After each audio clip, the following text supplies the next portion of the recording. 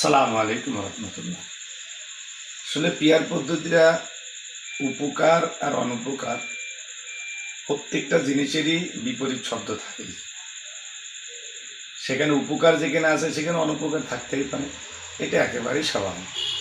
তবে যত জ্ঞানী, বুদ্ধিজীবী, রাজনীতিবিদ পিয়ার পদ্ধতি নিয়ে সার্বিকভাবে পর্যালোচনা করছে, গবেষণা করছে, তাদের গবেষণার সাপেক্ষে দেখা যায় যে পিয়ার পদ্ধতি নির্বাচনটা আমাদের বর্তমান আমাদের দেশে যে নির্বাচন আছে এর চাইতে উপকারের সংখ্যাটা অনেক অনেক বেশি, ক্ষতি আছে সেটার সংখ্যা কম।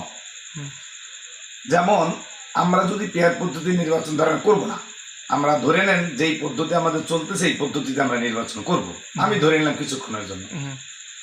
এই পদ্ধতিতে 54 বছর নির্বাচন করলাম, 54 বছরতে দেশটা চললো, 54 বছর এদেশ চলে এই নির্বাচনে আপনি যদি 71 সাল থেকে শুরু করে এইদিকে তাকান, প্রত্যেকটা অধিকাংশ সরকার আসছে, তারা স্বৈরাচার হয়েছে, তারা মানে দেশকে দুর্নীতিতে চ্যাম্পিয়ন করছে, তারা মানে তাদের মত অনুযায়ী তারা তাদের চেয়ার বসে থাকছে। এটা আপনি তাকায় দেখেন, সংক্ষেপ এক কথায় একদম যদি প্রথম থেকে শুরু করে তাকায় দেখেন, কেউ ছাড়তে চায় নাই। কেন ছাড়তে চাই নাই? এই যে বর্তমান যে দেশের যে গণতন্ত্র আইন, যে আইনটা চলতেছে, এই আইনে গেলেই আইনের মত মতো, তাদের মত মতো তারা আইন তৈরি করে, তারা শক্ত অবস্থান করে, তারা প্রশাসন দিয়ে, তাদের গুন্ডা বাহিনী দিয়ে তারা যেভাবে হোক তাদের জায়গা দখল করে রাখতেছে। সবচাইতে বড় আপনি উপকার যদি বলেন তাহলে এখানে বলবো যে এখানে 54 বছরে এই কালো অধ্যায়কে যদি বাংলাদেশ থেকে দূর করতে হয়, আমার কথা যে পিয়ারের লাভের চাইতে ক্ষতি বেশি হোক আর কম হোক, এটা 100% লাভ।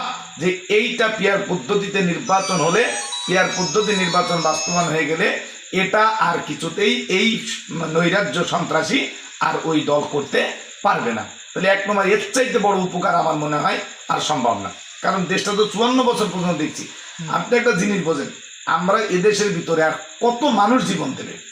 একটা দেশ স্বাধীন করা হয়েছে, স্বাধীন রাষ্ট্রে আমরা বসবাস করব, 5 বছর পর পর একটা নির্বাচন হবে, 5 বছর পর পর নির্বাচন একজন দেশের প্রধানমন্ত্রী হবে, একজন দেশের রাষ্ট্রপতি হবে, তারপরে কি সময় অনুযায়ী আমাদের প্রত্যেকটা প্রশাসন থেকে আপনার লিডার আছে, এক একজন যাবে, একজন আসবে, এটা স্বাভাবিক নিয়ম অনুযায়ী চলবে।